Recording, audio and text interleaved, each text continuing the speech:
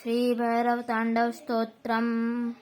ॐ चण्डं प्रतिचण्डं करकृतदण्डं कृतिरिपुखण्डं शक्यकरं लोकं सुखयन्तं विलसितसन्तं प्रकटितदन्तं नृत्यकरं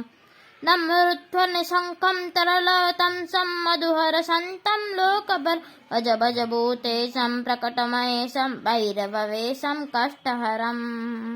चर्चितसिन्दूरं रणभिविदूरं दुष्टविदूरं श्रीनिकरं किङ्किणिगणरावं त्रिभुवनपालखर्पणशावन् पुण्यपरं करुणामयवेशं सकलसुरेशं मुक्तसुकेशं पापहरं भज भज भूतेशं प्रकटमहेशं भैरववेशं कष्टहरम्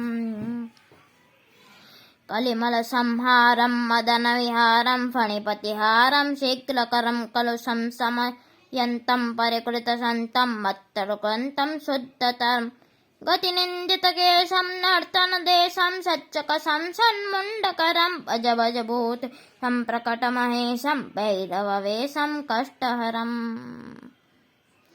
कठिनस्तनकुम्भं सुकृतसुलम्भं कालीडिम्बं खड्गधरं वृतभूतपिशाचं स्फुटमुदुवाचं सिक्तसुकाचं भक्तभरं तनुभाजितशेषं विलमसुदेशं सर्वसुरेशं प्रीतिनरं भज भज भूतेशं प्रकटमहेशं भैरववेशं कष्टहरम् ललिताननचन्द्रं सुमनवितन्द्रं बोधितमन्द्रं श्रेष्ठवरं सुकृताखिललोकं परिकृतशोकं शुद्धविलोकं पुष्टिकरं वरदाभयहारं तरलिततारं क्षुद्रविदारं तुष्टिकरं भज भज भूतेशं प्रकटमहेशं भैरववेशं कष्टहरम् सकलायुधभारं विजनविहारं शुश्रविसारं भ्रष्टमलं शरणागतपालं मृगमदबालं सञ्जितकालं श्रेष्ठबलं पदनूपुरसिञ्चं त्रिनयनकञ्जं गुणजितरञ्जं कुष्ठहरं भज भज भूतेशं प्रकटमहेशं भैरववेशं कष्टहरम् मदयुतसंरामं प्रकटितभावं विश्वसुभावं ज्ञानपदं रक्तं सुखजोषं परिकृततोषं नाशितदोषं सन्मतिदं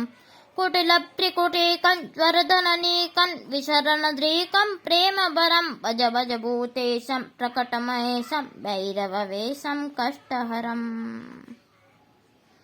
परिनिर्जितकामं विलसितभामं योगिजनाभं योगेशं बहुमद्यपनाथं गीतसुगातं कुष्ठसुनाथं वीरेशं कलयन्तमशेषं वृतजनदेशं नृत्यसुरेशं दत्तवरं भज भज भूतेशं प्रकटमहेशं भैरववेशं कष्टहरम् इति श्रीभैरवताण्डवस्तोत्रं सम्पूर्णम्।